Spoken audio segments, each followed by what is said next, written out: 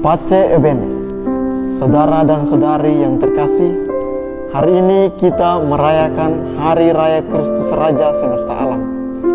Hari Raya Kristus Raja Semesta Alam kita rayakan pada akhir tahun liturgi sebagai puncak kebaktian.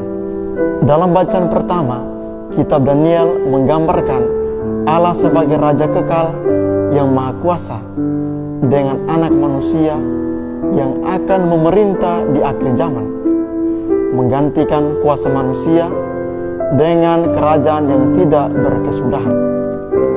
Orang-orang kudus yang setia dalam penderitaan akan diselamatkan dan diundang ke dalam perjamuan keselamatannya.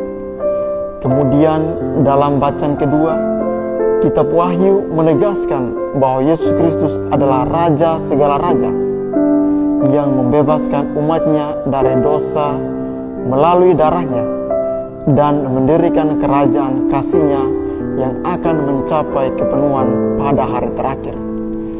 Dialah Alfa dan Omega, yang ada sekarang, yang telah ada, dan yang akan tetap ada, Sang Maha Kuasa. Dalam bacaan Injil Hari Raya Kristus Raja Semesta Alam, Yesus secara terang-terangan mengungkapkan dirinya sebagai Raja. Ketika Pilatus bertanya, "Jadi engkau adalah Raja?" Yesus dengan tegas menjawab, "Seperti yang sudah kukatakan, aku adalah Raja." Yesus menegaskan bahwa kerajaannya bukan berasal dari dunia ini. Sebagai Raja, Ia memberi kesaksian tentang kebenaran, dan setiap orang yang berasal dari kebenaran mendengarkan suaranya. Yesus tidak mengubah identitasnya, meskipun berada di hadapan para penguasa dunia, sebab status sebagai Raja yang dimilikinya bersumber pada kebenaran sejati.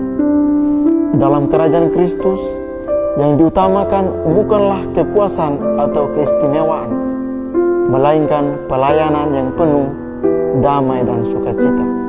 Kristus Raja hadir untuk melayani dengan kasih tanpa kekerasan, paksaan, atau diskriminasi.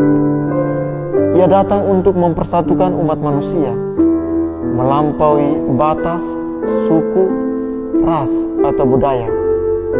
Hari Raya Kristus Raja mengundang kita untuk merenungkan kepribadian Kristus sebagai Raja yang melayani dengan cinta. Melalui sakramen baptis, kita semua dipanggil menjadi anak-anak Allah, bahkan menjadi Raja di hadapannya. Sebagai pengikut Kristus, kita diundang untuk menghayati identitas ini melalui pelayanan yang tulus, mencerminkan kepemimpinan yang penuh kasih sebagaimana Kristus telah teladankan. Dalam doa Bapa kami, kita selalu memohon, datanglah kerajaan-Mu. Namun, menghadirkan kerajaan Allah dalam hidup kita bukanlah hal yang mudah, karena seringkali diri kita sendiri yang ingin meraja. Misalnya, kita membentuk kelompok-kelompok eksklusif berdasarkan suku, kepentingan, atau kehendak pribadi yang bertentangan dengan kehendak Allah. Kerajaan Allah yang seharusnya terpancar melalui hidup kita kerap kali masih diwarnai oleh egoisme dan ambisi pribadi. Pengakuan Yesus sebagai Raja menegaskan komitmennya untuk tidak menyangkal warisan Allah.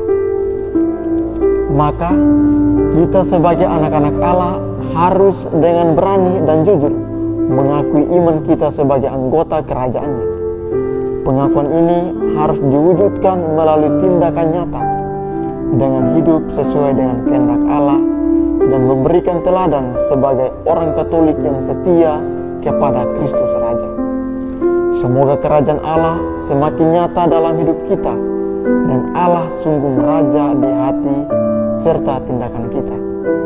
Dan semoga kita semakin berjuang dan membiarkan Kristus untuk senantiasa meraja dalam diri kita.